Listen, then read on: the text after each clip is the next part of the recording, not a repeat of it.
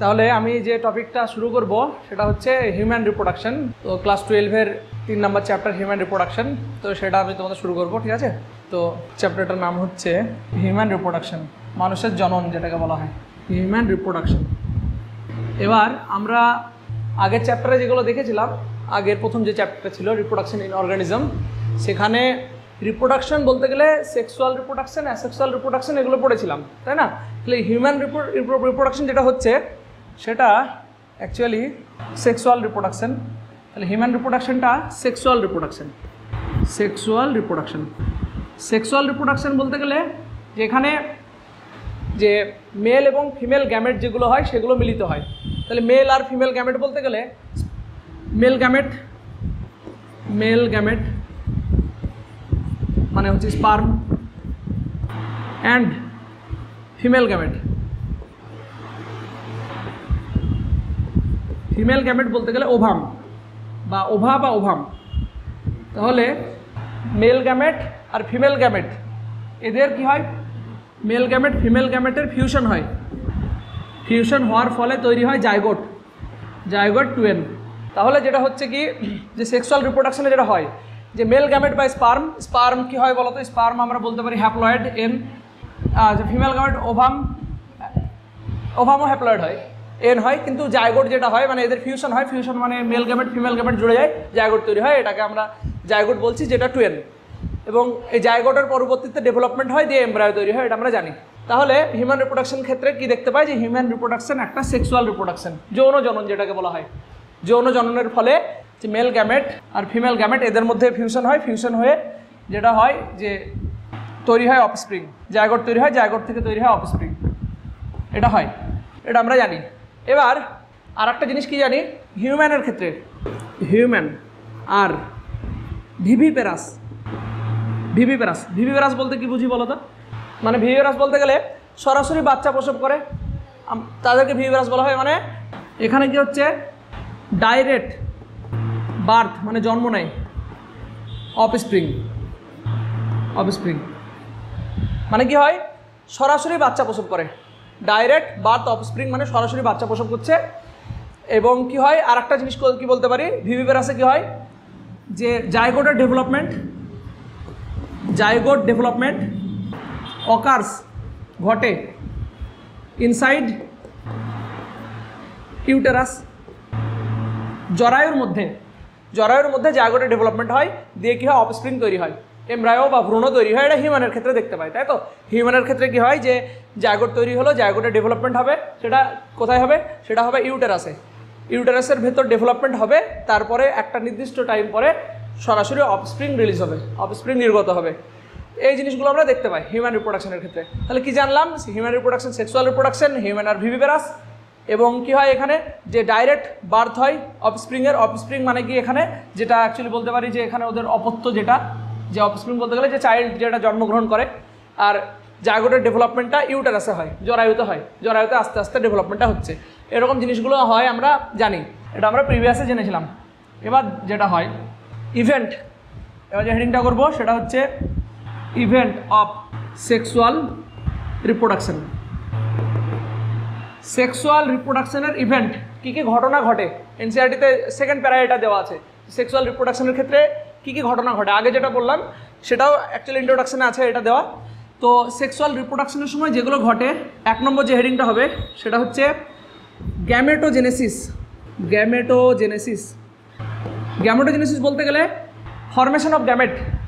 মানে এখানে যেটা হয়, গ্যামেটোজেনেসিসটাকে দুটো ক্যাটাগরিতে ভাগ করতে পারি। একটা হচ্ছে, বলো কি কি হতে পারে, একটা স্পারমাটোজেনেসিস, আর একটা হচ্ছে ওজেনেসিস।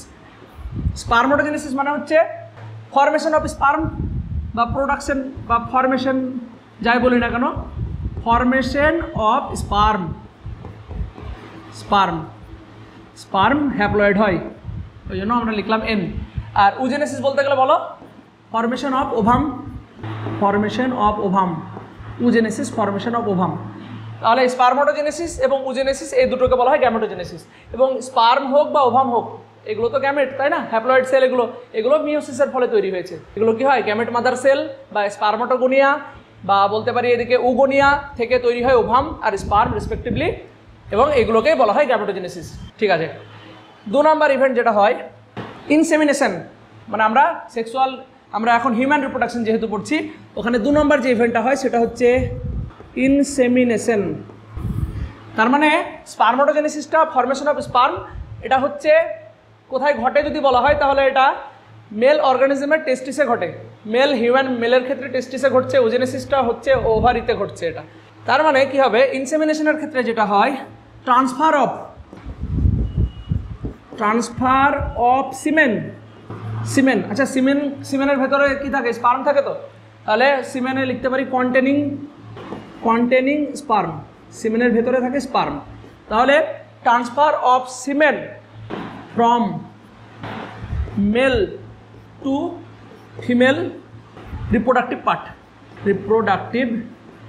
পার্ট মানে হচ্ছে মেল থেকে সিমেন্টটা ডিসচার্জ হচ্ছে ফিমেলের দেহে, ফিমেল রিপ্রোডাক্টিভ পার্টে ডিসচার্জ হচ্ছে, তাহলে এটাকে বলা হয় ইনসেমিনেশন হচ্ছে। এবং ইনসেমিনেশন হওয়ার ফলে যেটা হচ্ছে যে সিমেন্টটা যেটা তৈরি হচ্ছিল, এই টপিকগুলো সব আমরা ডিটেলসে পড়বো, এটা জাস্ট হেডিংটা, যে আমরা এই চ্যাপ্টারে কী পড়বো সেইগুলোই এখানে আমরা বলছি। তাহলে প্রথমে গ্যামেটোজেনেসিস এগুলো পড়বো, ইনসেমিনেশন যেটা হয় সেখানে transfer of semen from male to female reproductive part না বলে সব থেকে ভালো ট্র্যাক্ট বলবো, ফিমেল রিপ্রোডাক্টিভ ট্র্যাক্ট, নালীতে, ট্র্যাক্ট স্ত্রী জনন নালীতে নিক্ষিপ্ত হচ্ছে যদি বাংলায় বলা হয়। তাহলে এই দুটো বোঝা গেল তো। এবার নেক্সট যেটা দেখবো সেটা হচ্ছে 3 নাম্বার ইভেন্ট ফার্টিলাইজেশন। দেখো যেটা হলো যে সিমেন্টটা মেলের দেহ থেকে ফিমেলের ট্র্যাক্টে চলে এসছে, ইনসেমিনেশন যেটাকে বলছি। আর ওই সময় যেটা হচ্ছে যে ফিমেলের দেহের ওভারি থেকে ওভাম রিলিজ হয়েছে, এবং অবশ্যই এটা কিন্তু পিউবার্টির পর শুরু হয়। পিউবার্টি মানে হচ্ছে যে টাইমে অ্যাকচুয়ালি ওভুলেশনটা শুরু হয়, সাধারণত 12 বছর বলতে পারি, 12 ইয়ার্স পিউবার্টির পর থেকে এটা হয়। তাহলে ফার্টিলাইজেশন কি হচ্ছে, যে ফিউশন অফ, এখানে যেটা হয় সেটা হচ্ছে ফিউশন অফ মেল গ্যামেট বলতে গেলে স্পার্ম যেটা হ্যাপ্লয়েড হয় এন হয়, fusion of male gamete and female gamete. ঠিক আছে, এবার ফিমেল গ্যামেট মানে ওভাম, এবং ওভামটাও হয় হ্যাপ্লয়েড। তাহলে ফিউশন হবে, তার মানে মেল গ্যামেট আর ফিমেল গ্যামেটের ফিউশনটা হয়। তারপর সেখানে যদি বলি দেখি তাহলে কেমন দেখব, যে সাপোজ এটা হলো ওভাম আর স্পার্ম ওভাম হ্যাপ্লয়েড, এটাও হ্যাপ্লয়েড এবং এদের ফিউশনটা ঘটবে। এদের যদি ফিউশন ঘটে তাহলে যেটা তৈরি হবে সেটা হচ্ছে জাইগোট মানে 2n তৈরি হচ্ছে। আচ্ছা, এটাকে ফার্টিলাইজেশন বলছি, বা এটাকে বলা হয় অ্যাম্ফিমিক্সিসও বলা হয় এটাকে। তারপর জাইগোট তৈরি হলো জাইগোট তৈরি, এবং এটা সাধারণত আমরা পরবর্তীতে পড়বো যে এটা ফিমেল রিপ্রোডাক্টিভ ট্র্যাক্টের ফ্যালোপিয়ান টিউবে হয়, অ্যাম্পুলা রিজিয়ন ফ্যালোপিয়ান টিউবের, এখানে এটা ঘটে, এটা পরবর্তীতে দেখবো আমরা। তাহলে এখন শুধু একটাই জিনিস জানলাম যে মেল গ্যামেট বা স্পার্ম, ফিমেল গ্যামেট বা ওভাম, এই দুটো ফিউশন হচ্ছে যেটাকে অ্যাম্ফিমিক্সিস বলা হয়, এবং এখানে তৈরি হলো জাইগোট একটা সিঙ্গেল সেল, তাই না? মানে আমাদের ডেভেলপমেন্টের ক্ষেত্রে আমরা কি জানি, আমাদের উৎপত্তি প্রত্যেকের একটা কোষ থেকে হয়েছিল, এটা আমরা জানি। তাহলে প্রথম যে কোষ থেকে হয়েছিল সেটাই হলো জাইগোট, এবং জাইগোটের ডেভেলপমেন্টটা হবে। এই জন্য পরের হেডিংটা যেটা হবে 4 নম্বর যে হেডিংটা, যে ফরমেশন অফ ব্লাস্টোসিস্টের ফরমেশন হবে। আচ্ছা, অ্যান্ড ইমপ্ল্যান্টেশন, একবারেই লিখে দিচ্ছি ইমপ্ল্যান্টেশন। তার মানে কি হয়, ব্লাস্টোসিস্ট তৈরি হয়। কিভাবে হয়? সাপোজ এখানে আমরা দেখলাম জাইগোটের ডিভিশন হচ্ছে, জাইগোটের ডিভিশনকে বলে ক্লিভেজ। জাইগোটের ডিভিশন হয়ে যেটা হয় যে একটা স্টেজ তৈরি হয় যেটাকে বলা হয় ব্লাস্টোসিস্ট স্টেজ। এরকম একটা স্টেজ তৈরি হচ্ছে, এটাকে বলা হয় ব্লাস্টোসিস্ট স্টেজ। এগুলো সব পরে ডিটেলসে পড়বো। ব্লাস্টোসিস্ট এবং এই ব্লাস্টোসিস্ট স্টেজটা কি হয় পরবর্তীতে, এই ব্লাস্টোসিস্ট স্টেজটা কি হয়, ইমপ্ল্যান্ট হয়। ইমপ্ল্যান্ট বলতে গেলে এটা যদি আমরা এইভাবে একটা ইউটেরাস দেখি, এটা হচ্ছে ইউটেরাস বা জরায়ু। তাহলে এই ব্লাস্টোসিস্ট স্টেজটা জরায়ুতে ইমপ্ল্যান্ট হচ্ছে এখানে, তাই না? জরায়ুর এন্ডোমেট্রিয়ামে ইমপ্ল্যান্টটা হয়। ইমপ্ল্যান্ট হয়ে তারপরে পরবর্তী ডেভেলপমেন্টগুলো হয়। তার মানে ওটাকেই কি বলছি, ফরমেশন অফ ব্লাস্টোসিস্ট, তার মানে ক্লিভেজ। তার মানে কি হলো, জাইগোট 2n ছিল, জাইগোটের ক্লিভেজ হলো, বিভাজন হলো, বিভাজন হওয়ার মধ্যে এখন অনেকগুলো স্টেজ আছে, কিন্তু আমরা ডাইরেক্ট ক্লিভেজ থেকে আমরা ব্লাস্টোসিস্টটা দেখলাম, মানে মোরোলা স্টেজও তো থাকে, তাই না? ব্লাস্টোসিস্টটা ইমপ্ল্যান্ট হচ্ছে জরায়ুতে, ইউটেরাসে এভাবে ইমপ্ল্যান্ট হচ্ছে। এবার ইউটেরাসে ইমপ্ল্যান্ট হয়ে তারপর কি হবে, পরের স্টেজ যেটা যদি বলি তাহলে 5 নাম্বার জেস্টেশন পিরিয়ড, যেটা হচ্ছে যদি বলি এটা গর্ভাবস্থা। ইমপ্ল্যান্ট হয়ে কি হবে, এখন যে এমব্রায়োটা ইমপ্ল্যান্ট হয়েছে, এমব্রায়ো বলবো না, ব্লাস্টুলা বা ব্লাস্টোসিস্টটা ইমপ্ল্যান্ট হলো, সেটা ডেভেলপমেন্ট হবে আস্তে আস্তে, সেটা কি ইউটেরাসে ডেভেলপমেন্ট হবে, এবং ডেভেলপমেন্ট হতে গিয়ে একটা ফুল একটা অফস্প্রিং তৈরি করতে টাইম লাগে কিছুটা, ওই টাইমটাকে বলা হয় জেস্টেশন পিরিয়ড বলছে ওটাকে। তাহলে বলতে পারি যে after implantation formation of embryo takes place, ঘটে ইন ইউটেরাস, মানে জরায়ুতে কি হয়, এমব্রায়োটা ফরমেশন হয়, আস্তে আস্তে ভ্রূণের উৎপত্তি হয়, এবং সেখানে এ ফুললি ডেভেলপড অফস্প্রিং মানে অপত্য, প্রডিউস মানে উৎপন্ন হয় বা তৈরি হচ্ছে, আফটার 280 ডেজ, 280 দিন, মানে কি দেখছি যে after implantation formation of embryo takes place in uterus A fully developed offspring, মানে একটা সম্পূর্ণ বাচ্চা তৈরি হতে 280 দিন সময় লাগছে। তাহলে এটাকে এই 280 দিন যে সময়টা, এটাই হচ্ছে জেস্টেশন পিরিয়ড, গর্ভাবস্থা, তাই তো? 280 দিন টাইম এভাবে লাগছে। এখানে আস্তে আস্তে কী হয় যে প্রথমে কি হয় যে ওই ব্লাস্টুলা স্টেজটা থাকে, ব্লাস্টুলাটা ডেভেলপমেন্ট হয়, গ্যাস্ট্রুলা হয়, গ্যাস্ট্রুলার পরে যেটা হয় এমব্রায়োর পরে ফিটাস মানে একটা ছোট্ট বাচ্চা, এবং 280 দিন পরে, 280 দিন মোটামুটি একটা এভারেজ ধরতে পারি আমরা যে ডেভেলপমেন্ট হয় ইউটেরাসের ভেতরে। তারপরে ফুললি যখন ডেভেলপ হয়ে যাবে না, তারপরে যে ঘটনাটা ঘটবে সেটাকে বলা হচ্ছে পারচুরেশন, যে এটা ছিল 5 নম্বর পয়েন্ট। 6 নম্বর পারচুরেশন মানে যদি বলতে পারি, এটা বলা হয় যদি পারচুরেশন মানে ডেলিভারি অফ অফস্প্রিং, অপত্য মানে এখানে বলতে পারি যে বাচ্চাটা জন্মগ্রহণ করলো, যে চিলড্রেনটা যে এখানে জন্মগ্রহণ করলো, delivery of offspring from uterus to outside মানে ইউটেরাস থেকে দেহের বাইরে বেরিয়ে যাচ্ছে, এটাকে বলা হয় পারচুরেশন বা ডেলিভারি বলা হচ্ছে এখানে। ঠিক আছে, তাহলে এই ইভেন্টগুলো দেখা যাচ্ছে, এবং যখন একটা অফস্প্রিং আউটসাইডে চলে আসে তখন তারপর বাইরে যে ডেভেলপমেন্টগুলো হয় সেগুলো ঘটে, তো এই ইভেন্টগুলো সব দেখা যায়। এবার এই জিনিসগুলোই এনসিইআরটিতে আমরা যদি একবার দেখি জিনিসটা, যে এই যেগুলো বললাম সেগুলো এখানে সব দেওয়া আছে, কী কী ঘটনা ঘটে না ঘটে। প্রথম মানে আমি ফার্স্ট প্যারাটা পড়ালাম যে এখানে দেখতে পাচ্ছি যে human reproduction, sexually reproduction organism হিউম্যানরা, তাই না? এবং ভিভিপ্যারাস হয়, ভিভিপ্যারাস মানে ডাইরেক্ট অফস্প্রিং বার্থ করে, এটা দেখলাম। এবং কী কী ইভেন্ট ঘটে ছোট্ট করে বলা আছে এখানে, ফরমেশন অফ গ্যামেট যেটাকে গ্যামেটোজেনেসিস বলা হয়, স্পার্ম ইন মেল মানে স্পার্মাটোজেনেসিস, ওভাম ইন ফিমেল মানে ওজেনেসিস, ট্রান্সফার অফ সিমেন যেটাকে ইনসিমিনেশন বললাম, এ তো ইনসিমিনেশন, তারপর fusion of male and female gamete হলো ফার্টিলাইজেশন, তারপর ডেভেলপমেন্ট হয়ে কী হয়, জাইগোট তৈরি হলো, জাইগোট তৈরি হওয়ার পরে যেটা হয় সেটা হচ্ছে formation and development of blastocyst তৈরি হলো, মানে জাইগোটের ডিভিশন হয়ে তো এটা তৈরি হলো। ব্লাস্টোসিস্ট তৈরি হওয়ার পর যেটা হচ্ছে যে ব্লাস্টোসিস্টটা ইউটেরাইন ওয়ালে অ্যাটাচ হয়, যেটাকে ইমপ্ল্যান্টেশন বলা হয়। বললাম যেটা যে এটা ইউটেরাসে যে ওয়ালটা আছে এন্ডোমেট্রিয়ামে অ্যাটাচ হচ্ছে, এটাও বললাম। তারপর বললাম না যে ডেভেলপমেন্ট হয়, যেটাকে জেস্টেশন পিরিয়ড বলা হয়, জেস্টেশন পিরিয়ড গর্ভাবস্থার পরে যেটা হয় পারচুরেশন মানে হচ্ছে ডেলিভারি হচ্ছে বেবিটা, এগুলো সব বলা হলো, এগুলো নিশ্চয়ই বুঝতে পেরেছ, এসব জিনিসগুলো ঘটছে। আর একটা জিনিস যেটা বললাম যে মেল এবং ফিমেল ইন্ডিভিজুয়ালের ক্ষেত্রে রিপ্রোডাকশনটা হচ্ছে, কিন্তু ফিমেলের ক্ষেত্রে যেটা হয় যে ওভাম, যে প্রোডাকশন অফ ওভাম, এটা সিজেস মানে কি হচ্ছে যে ওভাম যেটা তৈরি হয় না সেটা কিন্তু একটা নির্দিষ্ট টাইম অবধি হয়, যে এভারেজ যদি বলা হয় তাহলে 50 বছর, প্রায় 45 থেকে 50 বছর অবধি ওভামটা তৈরি হচ্ছে। কিন্তু মেলের ক্ষেত্রে আনটিল ডেথ অবধি এটা হতে পারে, মানে আমৃত্যু অবধি এটা ঘটতে পারে।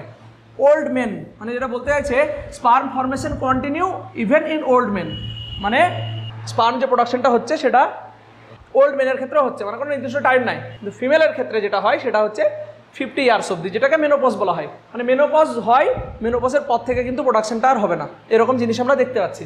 এবার আমরা আবার এটা দেখব। এবার হচ্ছে পরের হেডিংটা আমরা দেখব। পরের যে হেডিংটা সেটা হচ্ছে, তাহলে পারচুরেশনটা বুঝতে পারলাম। পরের যে হেডিংটা সেটা হচ্ছে মেল রিপ্রোডাক্টিভ সিস্টেম। এবার আমরা সব সিস্টেমগুলো ডিটেলসে পড়বো। প্রথমটা হচ্ছে male reproductive system. Male reproductive system, পুরুষের জননতন্ত্র, male reproductive system. Male reproductive সিস্টেমে আমরা কী কী দেখবো সেটা আমরা আগে হেডিং করে নেব। তাহলে মেল রিপ্রোডাক্টিভ সিস্টেম বা হিউম্যানের ক্ষেত্রে যদি মেল রিপ্রোডাক্টিভ সিস্টেমটা দেখি তাহলে আমরা কী কী দেখতে পাবো। দুটো ক্যাটাগরিতে ভাগ করতে পারি, একটা হচ্ছে প্রাইমারি সেক্স অর্গান আর একটা সেকেন্ডারি। হ্যাঁ, primary sex organ, primary sex organ একটা। 2 নম্বর secondary sex organ. Secondary sex organ, primary sex organ, secondary sex organ. Primary sex অর্গানের আন্ডারে কি পড়বে, যেহেতু আমরা মেল রিপ্রোডাক্টিভ সিস্টেম পড়ছি, বলতে পারবে?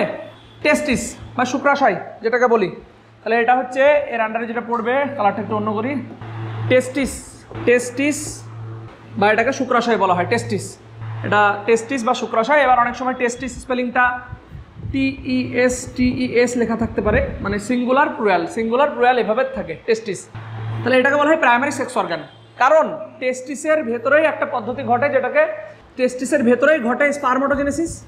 স্পারমাটোজেনেসিস পদ্ধতিটা টেস্টিসের ভেতরেই তো ঘটে, টেস্টিসের সেমিনিফেরাস টিউবিউলে ঘটছে স্পারমাটোজেনেসিস। তার মানে এই জন্য এটাকে বলা হয় প্রাইমারি সেক্স অর্গান। মেল দেখি বা ফিমেল দেখি, প্রাইমারি সেক্স অর্গান সেই অর্গানগুলো যেগুলোর ভেতরে স্পারমাটোজেনেসিস ঘটবে বা ওজেনেসিস ঘটবে। তাহলে মেলের ক্ষেত্রে স্পারমাটোজেনেসিস ঘটবে, স্পারমাটোজেনেসিস বলতে গেলে স্পার্ম প্রোডাকশন। আর ফিমেলের ক্ষেত্রে ওজেনেসিস ঘটবে, ওভারিতে ঘটবে। ওদের ক্ষেত্রে, ফিমেলের ক্ষেত্রে যেটা হবে সেটা হচ্ছে যে প্রাইমারি সেক্স অর্গান কী হবে বলো, ডিম্বাশয় হবে। তার মানে ওখানে ওজেনেসিস ঘটবে। হ্যাঁ, ওখানে ওজেনেসিস ঘটবে আর এখানে স্পারমাটোজেনেসিস। ঠিক আছে, তাহলে প্রাইমারি সেক্স অর্গান টেস্টিস। আর মেলের ক্ষেত্রে সেকেন্ডারি সেক্স অর্গানটাকে, আচ্ছা এখানে বিভিন্ন গ্ল্যান্ড হবে, এটা তাহলে আমি একটু ভাগ করছি। তাহলে কিছু গ্ল্যান্ড, অ্যাক্সেসরি গ্ল্যান্ড, কিছু গ্ল্যান্ডস হতে পারে। তারপর কিছু ডাক্টস নালী। আর একটা হয় এক্সটার্নাল জেনিটালিয়া, বহিস্থ যৌনাঙ্গ বলা হয় বাংলা এটা, এক্সটার্নাল জেনিটালিয়া। তার মানে যেটা দেখতে পাচ্ছি আমরা, সেকেন্ডারি সেক্স অর্গান যেগুলো আছে সেগুলোর আন্ডারে কিছু গ্ল্যান্ড পড়ে, কিছু গ্রন্থি, কিছু ডাক্ট বা নালী, তাই না? হ্যাঁ, আর এক্সটার্নাল জেনিটালিয়া বহিস্থ যৌনাঙ্গ। কিছু গ্ল্যান্ডের মধ্যে কি বলছে বলো? বার্থুলিন গ্ল্যান্ডটা ফিমেলের ক্ষেত্রে। হ্যাঁ, মেলের ক্ষেত্রে যদি গ্ল্যান্ড বলি, প্রথম যে গ্ল্যান্ডটা বলবো সেটা হচ্ছে সেমিনাল ভেসিকেল। হ্যাঁ, সেমিনাল ভেসিকেল, তাই তো? সেমিনাল ভেসিকেলের সংখ্যা কিন্তু দুটো হয়, এক জোড়া থাকে। তারপর যদি বলা হয় তাহলে প্রোস্টেট গ্ল্যান্ড। আচ্ছা, প্রোস্টেট গ্ল্যান্ডের সংখ্যা একটা, এটা মনে রাখতে হবে, প্রোস্টেট গ্ল্যান্ডের সংখ্যা একটা। ইভেন আমরা অনেক সময় শুনেছি যে প্রোস্টেট ক্যান্সার, এই গ্ল্যান্ডের ক্যান্সার হওয়ার প্রবাবিলিটি খুব বেশি থাকে, প্রোস্টেট ক্যান্সার। সেরকম আর একটা গ্ল্যান্ডও থাকে যেটাকে বাল্বো ইউরেথ্রাল আচ্ছা, বাল্বো ইউরেথ্রাল গ্ল্যান্ড এর অপর নাম কাউপার গ্রন্থি, তাই না? কাউপার গ্ল্যান্ড, এবং এটার সংখ্যাও দুটো। তার মানে যেটা দেখতে পাচ্ছি, সেমিনাল ভেসিকেলের সংখ্যা দুটো, 1 পেয়ার। প্রোস্টেট গ্ল্যান্ড সিঙ্গেল থাকে, বাল্বো ইউরেথ্রাল গ্ল্যান্ড বা কাউপার গ্ল্যান্ডের সংখ্যা দুটো থাকছে, এরকম দেখতে পাচ্ছি। ডাক্ট থাকে, অনেকগুলো নালী থাকে। নালীর মধ্যে যদি বলা হয় তাহলে এপিডিডাইমিস, নালীর ক্ষেত্রে আমি অন্য কালার করছি, এপিডিডাইমিস। তাহলে নালীর ক্ষেত্রে এপিডিডাইমিস। তারপর vas deferens, epididymis vas deferens এটা। তারপর আর একটা আছে ইউরেথ্রা, বা এটাকে অনেক সময় বলা হয় ইউরিনোজেনিটাল ডাক্ট। ইউরেথ্রা বা ইউরিনোজেনিটাল ডাক্ট মানে মূত্র জনন নালী বলা হয়। এপিডিডাইমিস, ভাস ডিফারেন্স, ইউরেথ্রা বা ইউরিনোজেনিটাল ডাক্ট। আরেকটাও আছে, এটা সাপোজ আমি এখানে করছি, আরেকটা আছে যেটা হচ্ছে ইজাকুলেটরি ডাক্ট। আচ্ছা, এই সাইডে করছি এটা। আরেকটা ডাক্ট হয় যেটার নাম হচ্ছে ইজাকুলেটরি ডাক্ট, নিক্ষেপণ নালী বলা হয় বাংলায়, ejaculatory duct. Epididymis, vas difference, urethra বা ইউরিনোজেনিটাল ডাক্ট, ইজাকুলেটরি ডাক্ট, নিক্ষেপণ নালী। ছবি আঁকলে জিনিসগুলো সব ক্লিয়ার হয়ে যাবে, ছবি আঁকলে জিনিসগুলো ক্লিয়ার হয়ে যাবে। এক্সটার্নাল জেনিটালিয়া, এক্সটার্নাল জেনিটালিয়ার ক্ষেত্রে পেনিস, পেনিস এক্সটার্নাল জেনিটালিয়া, অনেক সময় স্পোটামকেও বলা হয় এক্সটার্নাল জেনিটালিয়া। পেনিসটাই আমরা ধরলাম এক্সটার্নাল জেনিটালিয়া, বহিস্থ যৌনাঙ্গ বলা হয় পেনিস। তাহলে এই জিনিসগুলো বোঝা গেল কী কী অংশ থাকে। এবার এইগুলো আমাদের একটা ছবিতে রিপ্রেজেন্ট করলে জিনিসগুলো পুরো ক্লিয়ার হয়ে যাবে। কি দেখলাম? Primary sex organ. Primary sex organ, এটাকে প্রাইমারি এই কারণেই বলছি কারণ প্রাইমারি সেক্স অর্গান বা টেস্টিসের ভেতরে স্পার্ম প্রডিউস হয়, স্পার্মাটোজেনেসিস হয়। স্পার্মাটোজেনেসিস বলতে গেলে প্রোডাকশন অফ স্পার্ম, স্পার্মাটোজেনেসিস বলতে গেলে প্রোডাকশন, আগেও বললাম আবারও বলছি যে স্পার্মাটোজেনেসিস বলতে গেলে প্রোডাকশন অফ স্পার্ম, শুক্রাণুর প্রোডাকশন। হ্যাঁ, আর একটা জিনিসও এখানে হতে পারে ফাংশন, যদি বলি আর একটাও ফাংশন হয়, এগুলো ফাংশন, অ্যাকচুয়ালি এগুলো ফাংশন। হরমোন সিনথেসিস হয় না একটা? বলো কি হরমোন সিনথেসিস হয়? টেস্টিস থেকে কোন হরমোন সিনথেসিস হয় বলো? টেস্টোস্টেরন। তাহলে হরমোন সিনথেসিস মেনলি টেস্টোস্টেরন, টেস্টোস্টেরনটাকে অ্যান্ড্রোজেন বলা হয়, অ্যান্ড্রোজেন বা বলতে পারি টেস্টোস্টেরনও বলা যেতে পারে, টেস্টোস্টেরন, এগুলো এখানে হয়। তার মানে প্রাইমারি সেক্স অর্গানের কাজ হচ্ছে স্পার্মাটোজেনেসিস, এবং ওখানে কি হয়? ফর্মেশন অফ স্পার্ম, স্পার্ম তৈরি হয় এবং হরমোন সিনথেসিস হয়, যেটাকে অ্যান্ড্রোজেন বা টেস্টোস্টেরন বলা হয়, তাই তো? অ্যান্ড্রোজেন বা টেস্টোস্টেরন এটা হলো। তারপর সেকেন্ডারি সেক্স অর্গানের ক্ষেত্রে কিছু গোনাড, গ্ল্যান্ড, কিছু গ্ল্যান্ড, গ্ল্যান্ড মানে কিছু গ্রন্থি, সেমিনাল ভেসিকেল যেটা পেয়ার এক জোড়া থাকে, প্রোস্টেট গ্ল্যান্ড একটা থাকে, বাল্বো ইউরেথ্রাল গ্ল্যান্ড বা কাপার গ্ল্যান্ড দুটো থাকে, এরকম দেখতে পাচ্ছি আমরা। ছবি আঁকলে আরও ক্লিয়ার হবে জিনিসগুলো। ডাক্টের মধ্যে এপিডিডাইমিস, ভাস ডিফারেন্স, ইউরেথ্রা বা ইউরিনোজেনিটাল ডাক্ট আর ইজাকুলেটরি ডাক্ট, নিক্ষেপণ নালী, এগুলো আমরা দেখতে পাচ্ছি। আর এক্সটার্নাল জেনিটালিয়ার আন্ডারে পেনিস, এক্সটার্নাল জেনিটালিয়া বা বহিস্থ যৌনাঙ্গ, তাহলে এগুলো সব সেকেন্ডারি সেক্স অর্গানের আন্ডারে গেল। নেক্সট দেখা যাক। এবার একটা ছবি এঁকে আমরা বুঝে নেব। প্রথমে আমরা টেস্টিসের ছবিটা আঁকবো, টেস্টিস, তাহলে বা গঠনটা ভালোভাবে দেখব। স্ট্রাকচার অফ টেস্টিস, টেস্টিসের গঠনটা দেখব। টেস্টিসের স্ট্রাকচার যদি দেখা হয়, ওভাল শেপ, ওভাল শেপের হচ্ছে এর লেন্থ আর উইথ যদি বলা হয়, লেন্থটা বড় হচ্ছে 4 থেকে 5 সেন্টিমিটার, উইথ 2 থেকে 3 সেন্টিমিটার। এগুলো এনসিইআরটিতে আছে, এগুলো পড়ে নিতে পারবো আমরা। ওভাল শেপের হচ্ছে এটা, এর বাইরে কভার থাকে, এর বাইরে একটা আবরণ থাকে, কভার থাকে। এই কভারটাকে জাস্ট এই কভারটাই যদি বলি আমি, তাহলে টিউনিকা অ্যালবুজিনিয়া, বাইরের যে কভারটা এটাকে বলা হয় টিউনিকা অ্যালবুজিনিয়া, টিউনিকা অ্যালবুজিনিয়া বলা হয় এর কভারিং, মানে এটা হচ্ছে আউটার কভারিং, আউটার কভারিং। টেস্টিসের আউটার কভারিংকে বলা হয় টিউনিকা অ্যালবুজিনিয়া। টিউনিকা অ্যালবুজিনিয়া টেস্টের আউটার কভারিং, আর এর বাইরেও কিন্তু কভার থাকে। অ্যাকচুয়ালি টিউনিকা অ্যালবুজিনিয়ার বাইরেও কভার থাকে, ভেতরেও থাকে, কিন্তু অ্যাকর্ডিং টু এনসিইআরটি একটাই বলা হয় টিউনিকা অ্যালবুজিনিয়া। এর বাইরে যেমন টিউনিকা ভাস্কুলোসা, টিউনিকা ভ্যাজাইনালিস এরকম কভার থাকে, কিন্তু এগুলো আমাদের দরকার নাই। আমাদের যেটা দরকার হলো এর বাইরে যেটা থাকে, বাইরে একটা থলি থাকে, থলি, এই থলিটাকে বলে স্ক্রোটাম থলি, স্ক্রোটাম, স্ক্রোটাম বলে এটা একটা স্যাক থলি। তাহলে স্ক্রোটাম অ্যাবডোমেনের বাইরে থাকে, এটা থলিটা কিন্তু অ্যাবডোমেনের বাইরে থাকে, এক্সট্রা অ্যাবডোমিনাল, এক্সট্রা অ্যাবডোমিনাল, অ্যাবডোমেনের বাইরে থাকে, এই জন্য স্ক্রোটামটা এক্সট্রা অ্যাবডোমিনাল বলা হয়। তাহলে যদি দেখা যায় তাহলে কেমন দেখবো, যে যেটা হয় যে অ্যাবডোমেনের বাইরে থলিতে টেস্টিসটা থাকছে, এক্সট্রা অ্যাবডোমিনাল, এভাবে টেস্টিসটা থাকছে। এবার কি হয় যে টেস্টিসটা কেন এক্সট্রা অ্যাবডোমিনাল হয়, দেহের বাইরে কেন থাকে? কারণ হচ্ছে দেহের ভেতরের ইন্টারনাল বডি টেম্পারেচারে আমরা কি জানি যে টেস্টিসের কাজ হচ্ছে স্পার্মাটোজেনেসিস, মেন কাজ স্পার্মাটোজেনেসিস। স্পার্মাটোজেনেসিস যে পদ্ধতিটা, সে পদ্ধতিটা আমাদের দেহের ভেতরে যে ইন্টারনাল টেম্পারেচার থাকে, আমাদের দেহের ভেতরে internal temperature around 37 degree centigrade বলতে পারি আমরা, তাই না? 37 ডিগ্রি সেন্টিগ্রেড। কিন্তু এই টেম্পারেচারে স্পার্মাটোজেনেসিস পসিবল না, মানে এটা হাই টেম্পারেচার ওর ক্ষেত্রে।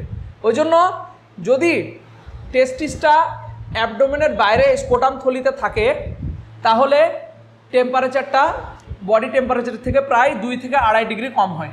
মানে এক্সট্রা অ্যাবডোমিনাল যেটা হয় স্কোটামটা, এখানে যে টেম্পারেচারটা, উষ্ণতাটা লেস দেন 2 থেকে 2.5 degree centigrade from internal body temperature, internal body temperature. মানে যেটা হয় যে স্কোটাম থলিতে এ কারণেই থাকে, কারণ হচ্ছে যে স্কোটাম থলির যে টেম্পারেচারটা সেটা 37 ডিগ্রির থেকে কম, তাহলে প্রায় 35 ডিগ্রি বলতে পারি বা 34 ডিগ্রি, এবং এই টেম্পারেচারে স্পারমাটোজেনেসিসটা সুইটেবল। তার মানে এই this temperature is suitable for spermatogenesis. তাহলে যদি অ্যাবডোমেনের ভেতর থাকতো তাহলে কিন্তু স্পারমাটোজেনেসিস হতো না, ইনফার্টাইল হতো। তাহলে যেটা হতো সেটা হচ্ছে ইনফার্টাইল হতো। যে এখানে যেটা বলতে পারি যে এখানে যে মেল ইন্ডিভিজুয়ালটা হতো সে কিন্তু ইনফার্টাইল, বন্ধা হতো, তাই তো, বন্ধা হতো।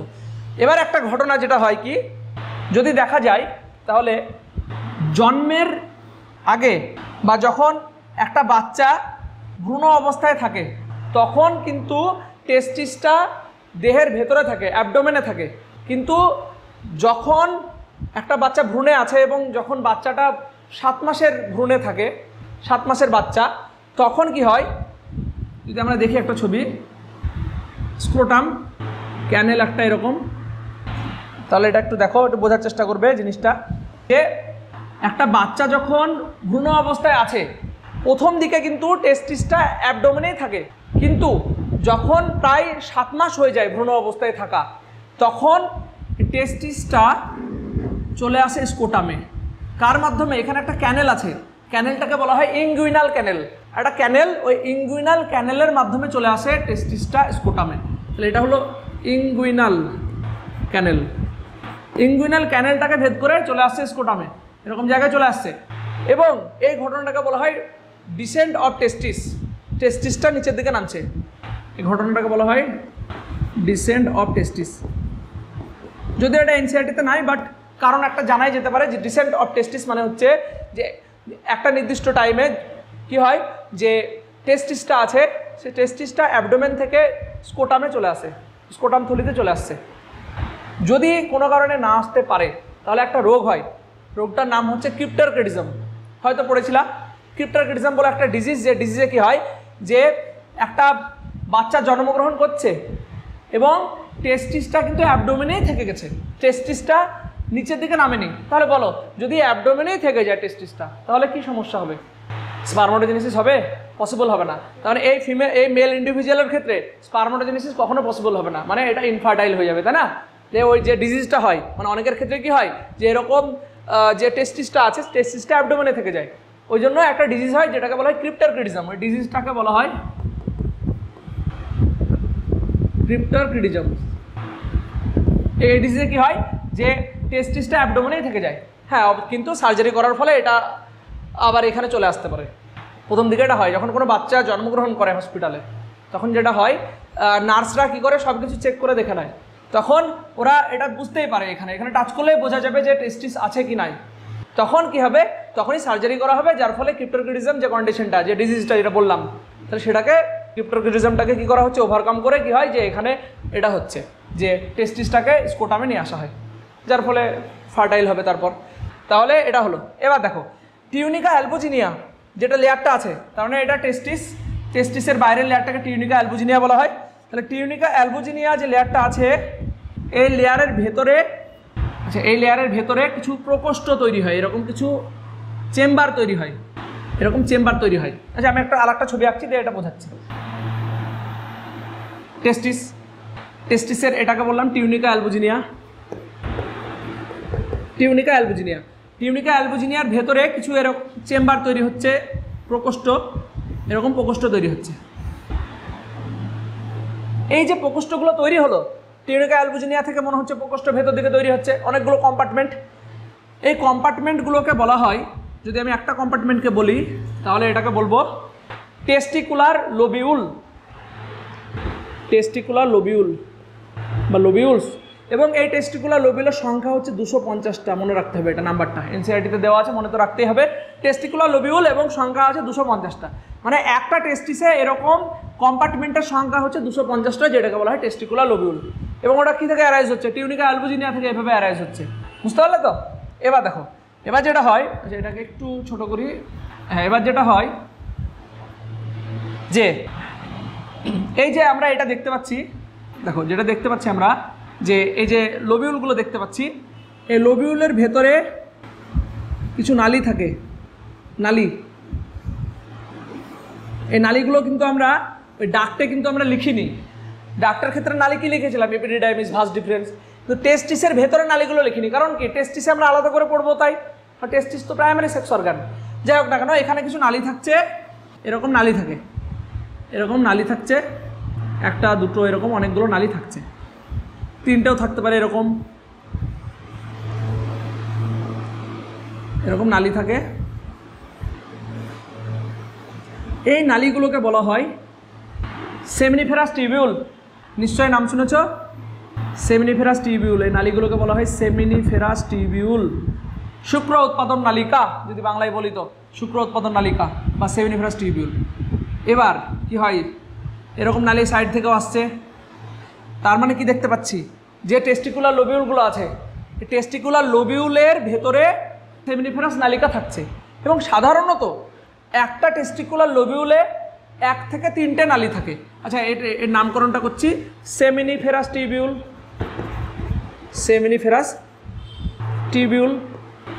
টিউবিউলস। এবং এর সংখ্যা হচ্ছে 1 2 3, 1 থেকে 3টে থাকতে পারে। ধরো এখানে 3টে আছে, এখানে 2টো আছে, এখানে 1টা আছে, এরকম থাকতে পারে, ভ্যারি করে এটা। সবার ক্ষেত্রে যে 3টেই থাকবে তা না, 1 থেকে 3টে থাকে সেমিনিফেরাস টিউবিউলস, 1 থেকে 3টে থাকছে, বা শুক্রাণু উৎপাদন নালিকা এইভাবে থাকছে প্রতিটা খণ্ডে।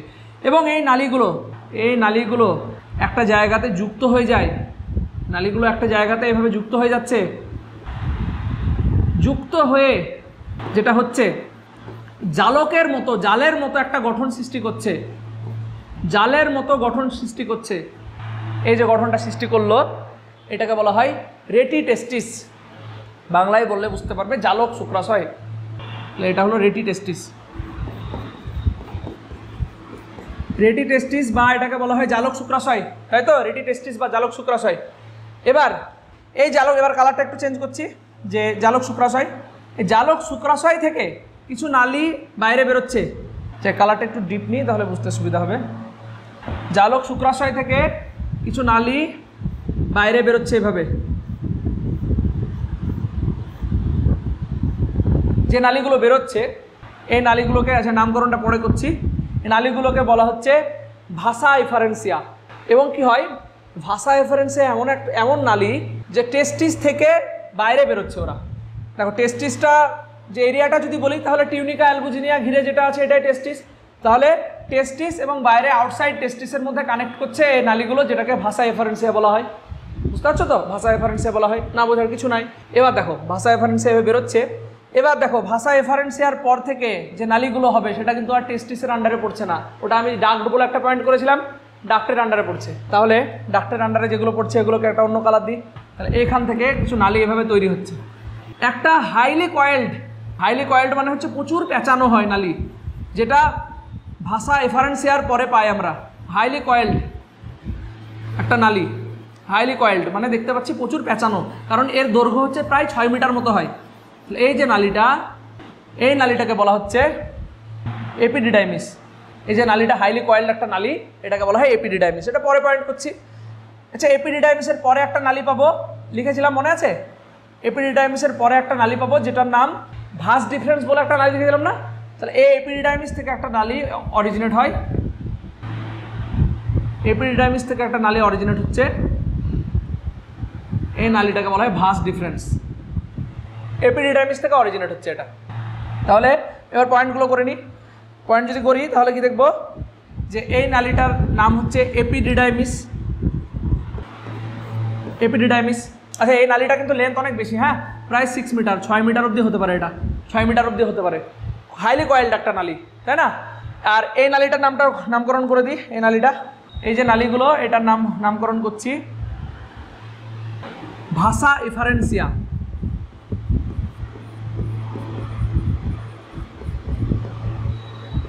ভাসা এফারেন্সিয়া। আর লাস্ট যে নালীটা দেখলাম, এই নালীটা, এটার নাম কি বললাম? ভাস ডিফারেন্স, শুক্রনালী। তাহলে এটার নাম হলো ভাস deferens,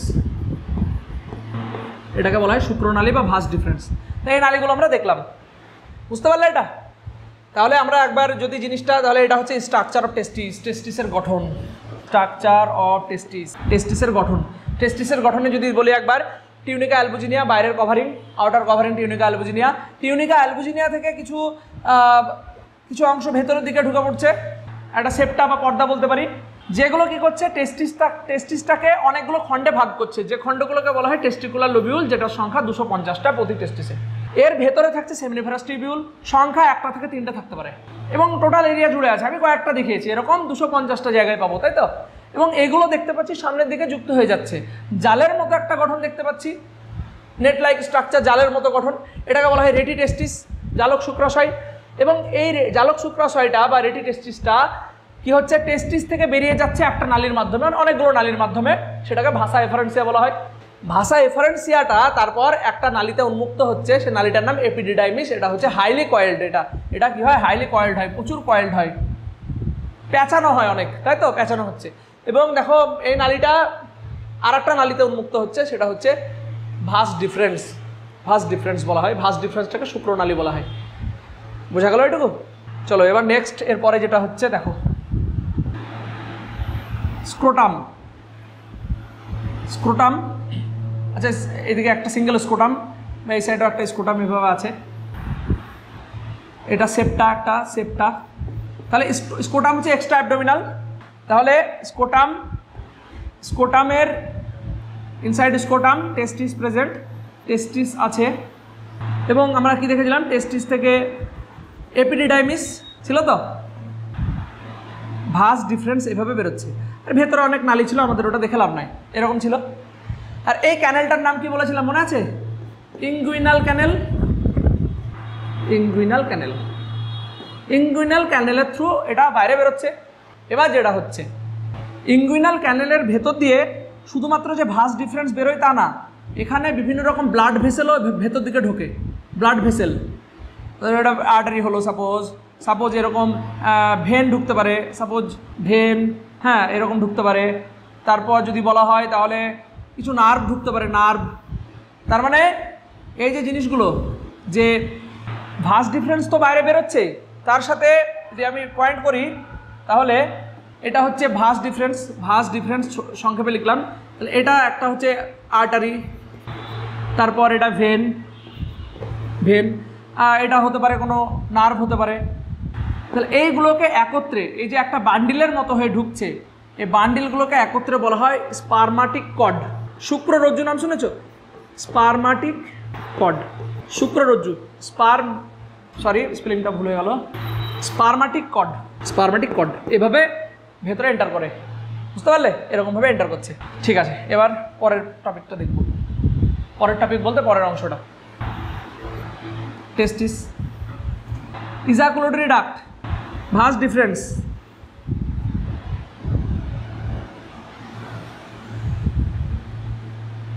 ejaculatory duct, vas difference,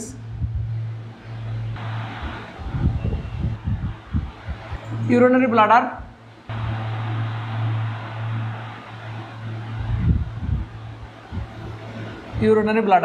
দেখো এই ছবিটা একটু বুঝতে হবে, তাহলে অংশগুলো সব মোটামুটি বোঝা যাবে।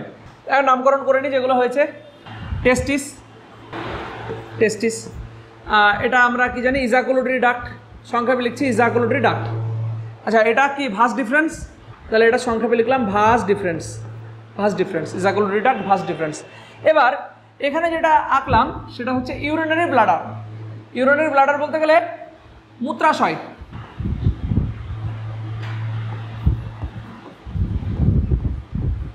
ইউরিনারি ব্লাডার, মূত্রাশয় হলো, মূত্রাশয়। এবার কি হয়, এরকম জায়গাতে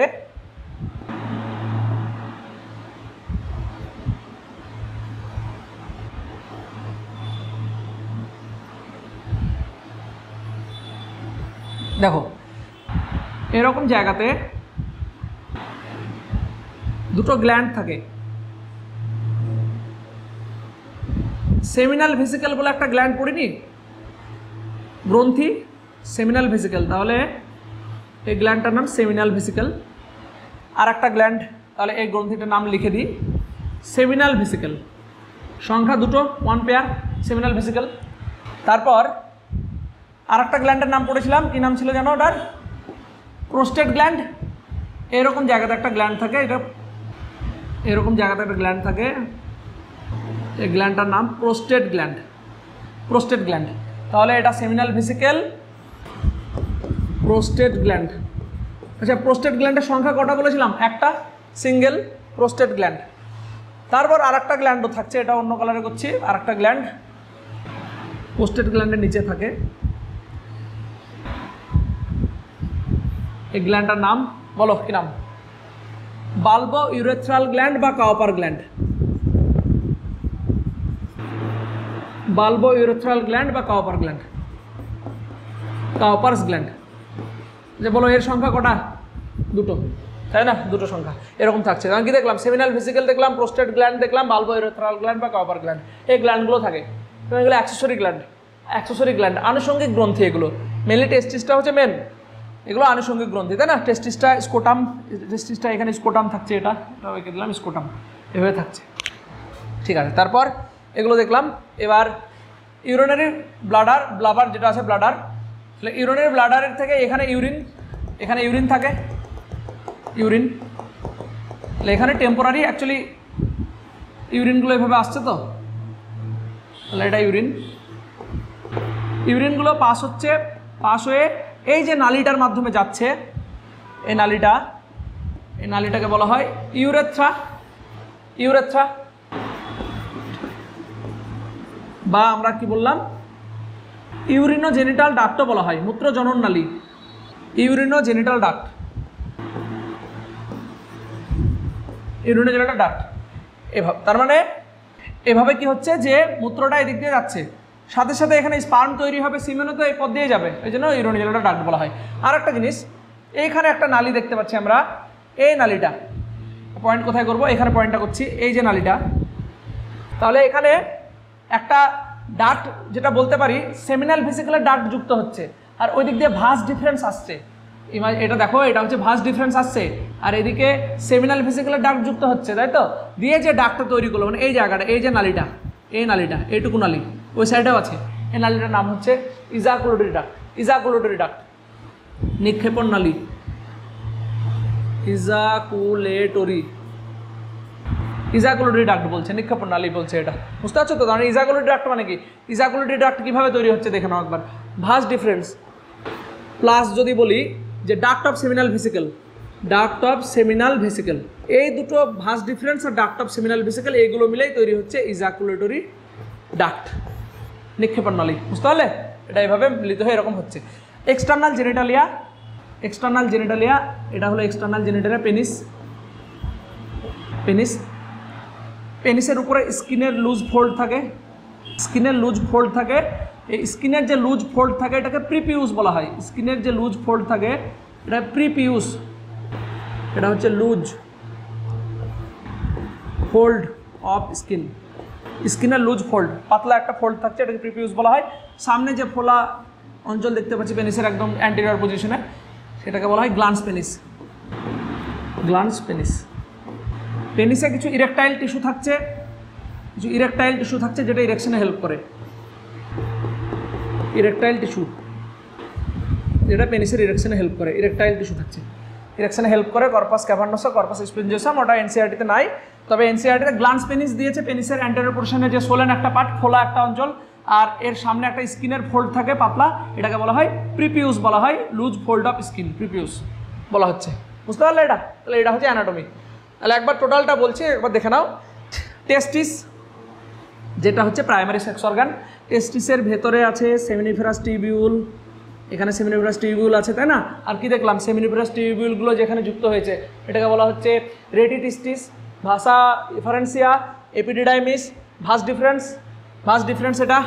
তারপর ভাস ডিফারেন্সটা গেল ডাক্ট অফ সেমিনাল ভেসিকেলের সাথে যুক্ত হলো, যুক্ত হয়ে ইজাকুলেটরি ডাক্ট, ইজাকুলেটরি ডাক্টটা নিচের দিকে নামছে যখন, তখন প্রোস্টেট গ্ল্যান্ড যুক্ত হচ্ছে ওর সাথে, তার মানে নিশ্চয়ই প্রোস্টেট গ্ল্যান্ড থেকে কিছু সিক্রেট হবে।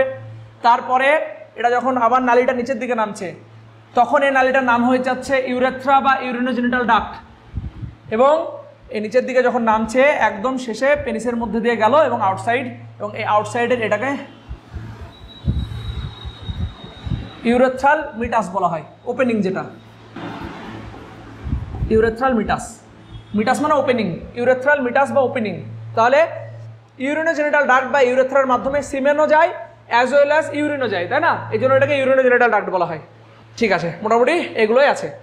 এবার যেটা হয়, তার মানে যেটা হচ্ছে এখানে একবার দেখব যে এটা যদি বুঝতে পারি তাহলে একবার পাথওয়ে একটা যদি স্পার্মোটোজেনেসিস হয়ে যদি স্পার্ম তৈরি হয় সেটা কিভাবে যায় সেটা দেখব। Pathway seminiferous tubule. আচ্ছা, সেমিনিফেরাস টিউবিউলে কি তৈরি হচ্ছে? স্পার্ম তৈরি হচ্ছে। তাহলে সেমিনিফেরাস টিউবিউলে তৈরি হলো স্পার্ম। এবার স্পার্মটা তারপর কোথায় যাচ্ছে? রেডি টেস্টিস। স্পার্মটা যাচ্ছে রেডি টেস্টিস থেকে কোথায় যাবে বলো? ভাসা এফারেন্সিয়া। ভাসা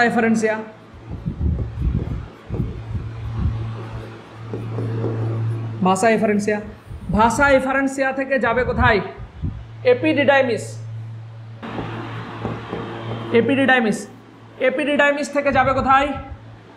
ভাস ডিফারেন্স, শুক্রনালী। ভাস ডিফারেন্সে আর একটা নালী এসে মিশবে, সে নালীটাকে বলবো ডাক্ট অফ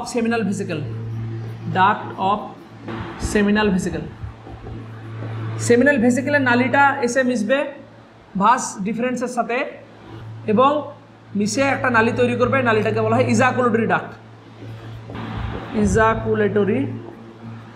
ডাক্ট, নিক্ষেপণ নালী।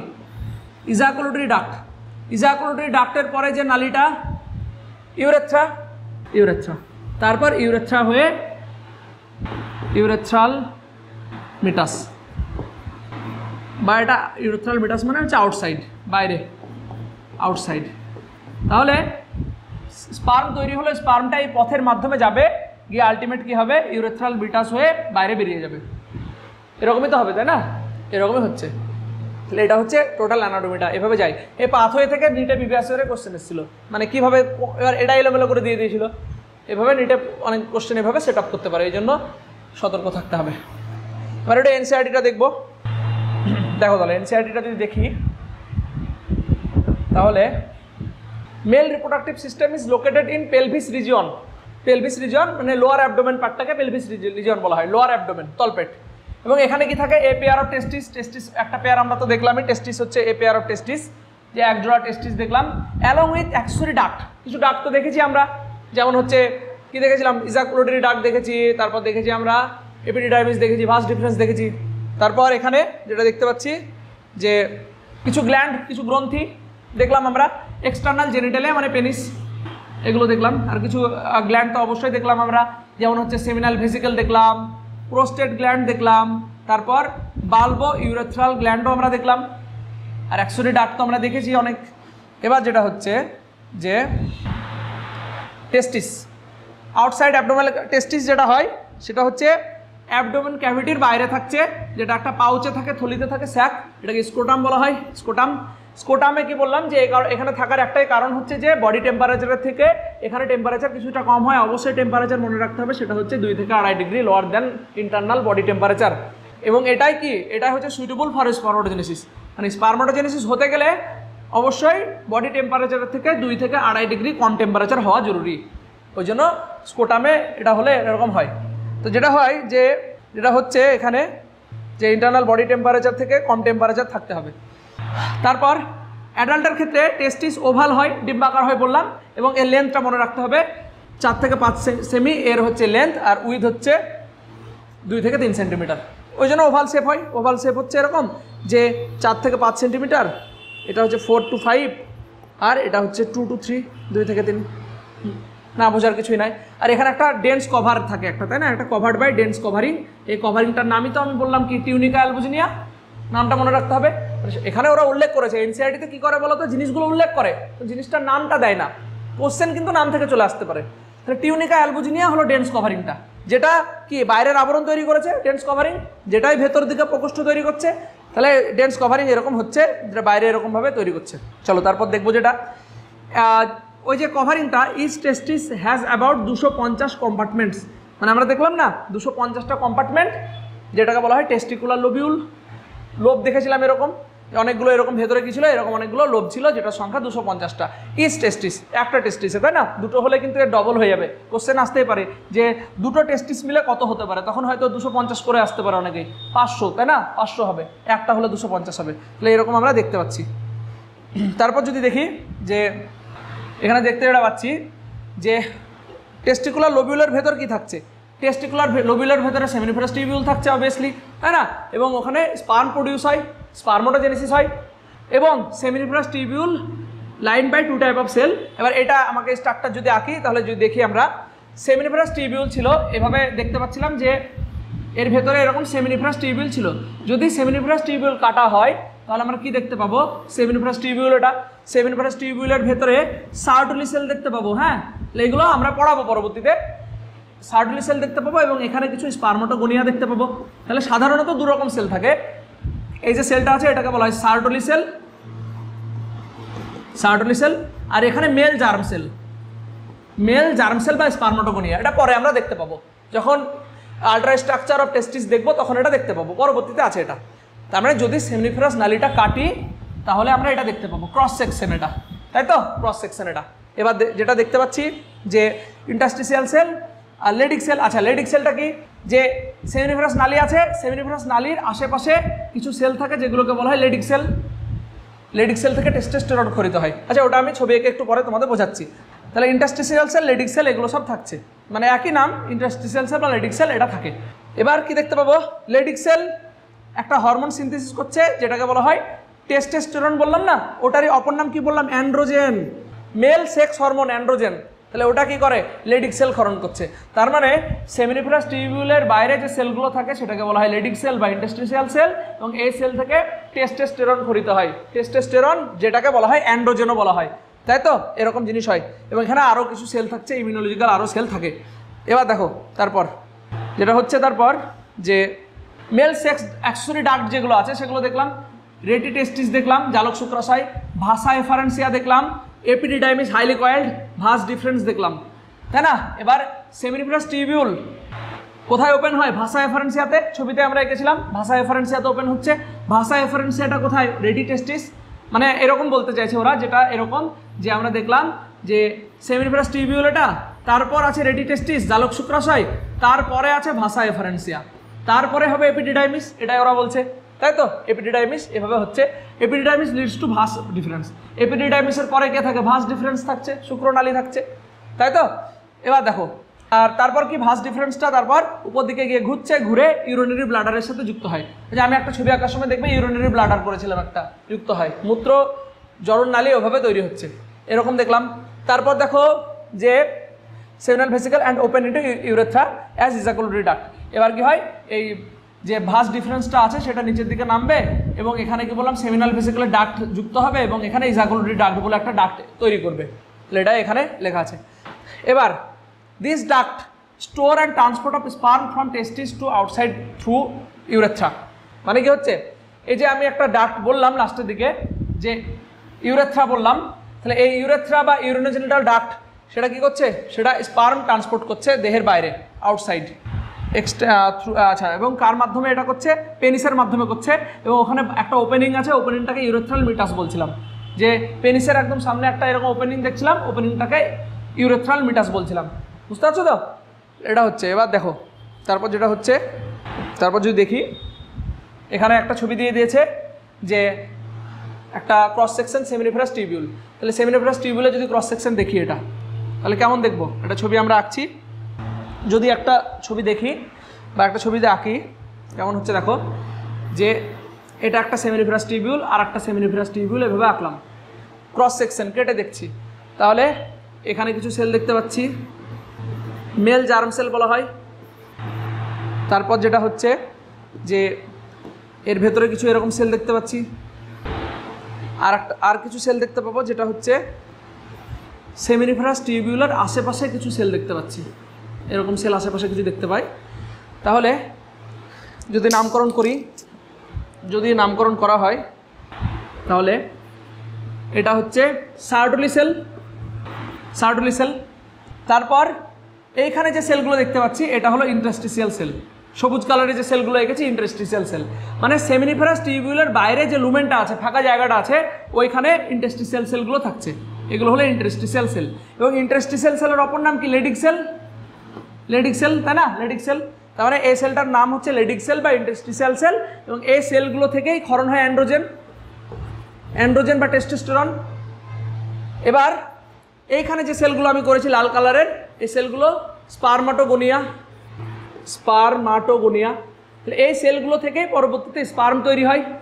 এই যে স্পার্মাটোগোনিয়া আছে এগুলো থেকে স্পার্মগুলো তৈরি হচ্ছে, মানে বলতে পারি যে স্পার্মাটোজেনেসিসটা এখানেই হচ্ছে নালীতে। স্পার্মাটোজেনেসিস কীভাবে হচ্ছে? স্পার্মাটোগোনিয়া সেলগুলো পরবর্তীতে কী তৈরি করছে? স্পার্ম তৈরি করছে। তাহলে আমরা স্পার্মও দেখতে পাচ্ছি। স্পার্মকে স্পার্মাটোজোয়াও বলা হয়, স্পার্মাটোজোয়া বা এটা স্পার্মও বলতে পারি আমরা। শুক্রাণু বা স্পার্ম তৈরি হচ্ছে। আর সার্টুলি সেল তো বললামই, এই সেলগুলো লম্বা লম্বা যে সেলগুলো আছে এগুলোকে সার্টুলি সেল বলা হয়। সার্টুলি সেল কী করে? স্পার্মকে নিউট্রিশন প্রোভাইড করে, পুষ্টি প্রদান করছে, এরকম জিনিস দেখতে পাচ্ছি। এটা অ্যাকচুয়ালি এক অরিজিনাল ছবি, এই জন্য এরকম লাগছে, তবে সিম্পলভাবে যদি বলি তাহলে এরকম ছবি মনে রাখতে হবে। তার মানে যেটা দেখতে পাচ্ছি, ইন্টারস্টিশিয়াল সেলগুলো কিন্তু সার্টুলি সেলের ভেতরে নাই, সার্টুলি সেলের বাইরে আছে। যে বাইরে যে লুমেনটা আছে, ইন্টারস্টিশিয়াল যে স্পেসটা আছে, স্পেসে এই সেলগুলো আছে, যে সেলগুলোকে বলা হয় ইন্টারস্টিশিয়াল সেল বা লেডিক সেল, এবং যেখান থেকে অ্যান্ড্রোজেন বা টেস্টোস্টেরন সিনথেসিস হয়। বুঝতে পারলে? এবার দেখো তারপর যেটা হচ্ছে বললাম, এক্সটার্নাল জেনিটালিয়ার কথা বলছে এখানে, যে penis male external genitalia made up of special tissue. বললাম কিছু ইরেকটাইল টিস্যু থাকে, ইরেকশনে হেল্প করে, help in erection of the penis, facilitate insemination. পেনিসটা ইনসিমিনেশনে হেল্প করে। ইনসিমিনেশন মানে তো বললামই প্রথমেই, যে ইনসিমিনেশন মানে হচ্ছে যখন একটা মেল অর্গানিজম থেকে, একটা মেল বডি থেকে সিমেন্টটা রিলিজ হচ্ছে ফিমেল বডিতে, ফিমেল রিপ্রোডাক্টিভ ট্র্যাক্টে, এটাকে ইনসিমিনেশন বলা হচ্ছে। ইনসিমিনেশন এবার এনলার্জড, পেনিসের এনলার্জ যে পোর্শনটা, যেটাকে বললাম পেনিসের যে এনলার্জড পোর্শন একটা, সেটাকে বললাম গ্ল্যান্স পেনিস। তার মানে গ্ল্যান্স পেনিস বলতে, গ্ল্যান্স পেনিস এটা যে এনলার্জ পোর্শনটা, এবং এখানে কি একটা লুজ ফোল্ড অফ স্কিনের একটা লুজ ফোল্ড থাকে, যেটাকে বলা হয় ফোর স্কিন বলা হয়, বা এটাকে প্রিপিউসও বলা হয়, প্রিপিউস বা ফোর স্কিন বলা হচ্ছে এটাকে। তারপর কিছু অ্যাক্সেসরি গ্ল্যান্ড আমরা দেখেছিলাম, যার নাম হচ্ছে সেমিনাল ভেসিকেল, যেটা সংখ্যায় দুটো থাকে, এই জন্য বলেছে পেয়ার্ড। তারপর প্রোস্টেট গ্ল্যান্ড, সংখ্যায় একটা থাকে, বাল্বো ইউরেথ্রাল গ্ল্যান্ড, এটা সংখ্যায়, এটাও পেয়ার্ড, মনে রাখতে হবে। এবং এই গ্ল্যান্ডের সিক্রেশন আর স্পার্ম এগুলো মিলেই তৈরি হয় সিমেন। তাহলে এখানে secretion of this gland constitute seminal plasma which rich in fructose, calcium, certain enzyme. The secretion of bulbo urethral gland help in lubrication of penis. মানে যেটা বলতে চাইছে এখানে সেটা হলো যে এই যে গ্ল্যান্ডগুলো আমরা দেখলাম, seminal vesicle, prostate gland, Balbo urethral gland, এগুলো থেকে কিছু সিক্রেট হয়, কিছু কম্পোনেন্ট সিক্রেট হয়। কি সিক্রেট হচ্ছে? যেমন ফ্রুক্টোজ, ক্যালসিয়াম, সার্টেন এনজাইম, এগুলো সিক্রেট হচ্ছে। এবং বাল্বো ইউরেথ্রাল গ্ল্যান্ডটা কী করে? লুব্রিকেশন, পিচ্ছিল করছে, পথটাকে পিচ্ছিল করছে, এরকম জিনিস আমরা দেখতে পাচ্ছি। তো আর একবার আমি ওই আমার যেটা আঁকলাম এটাতে যাবো আর একবার, যে এখানে যেটা দেখলাম, দেখো এটা একটু বোঝার চেষ্টা করো, এটা হালকা কালারে দেখাচ্ছে, এটা যে স্পার্মটা যাচ্ছে, স্পার্মটা গেল ভাস ডিফারেন্স হয়ে নিচের দিকে, যখন স্পার্মটা এখানে পৌঁছাচ্ছে তখন সেমিনাল ভেসিকেল থেকে কিছু তো সিক্রেট হবে। তাহলে সেমিনাল ভেসিকেল থেকে কিছু ফ্লুইড সিক্রেট হয়, যেখানে ফ্রুক্টোজ থাকছে, যেখানে ক্যালসিয়াম থাকছে, যেখানে সার্টেন এনজাইম থাকে, fructose, citric acid, certain enzyme, এগুলো সব থাকছে। এবং কি হচ্ছে? এইগুলো স্পার্মের সাথে মিলিত হচ্ছে, যখন আবার নিচের দিকে নামছে তখন প্রোস্টেট গ্ল্যান্ডের কিছু সিক্রেশন রিলিজ হচ্ছে, প্রোস্টেট গ্ল্যান্ড থেকে কিছু জিনিস সিক্রেট হচ্ছে। যখন স্পার্মটা আরও নিচে নামছে তখন বাল্বো ইউরেথ্রাল গ্ল্যান্ড থেকে কিছু সিক্রেট হচ্ছে, তাই তো? এবং আলটিমেট যেটা সিক্রেট হলো এবং আলটিমেট এখানে যেটা প্রডিউস হলো ওটাই হলো সিমেন্ট। সিমেন্টটাই রিলিজ হচ্ছে আউটসাইড, যখন ইনসেমিনেশন হয় তখন পেনিস থেকে সিমেন্টটা রিলিজ হচ্ছে ফিমেল রিপ্রোডাক্টিভ ডাক্টে, এটাই হচ্ছে। বুঝতে পারলাম তো?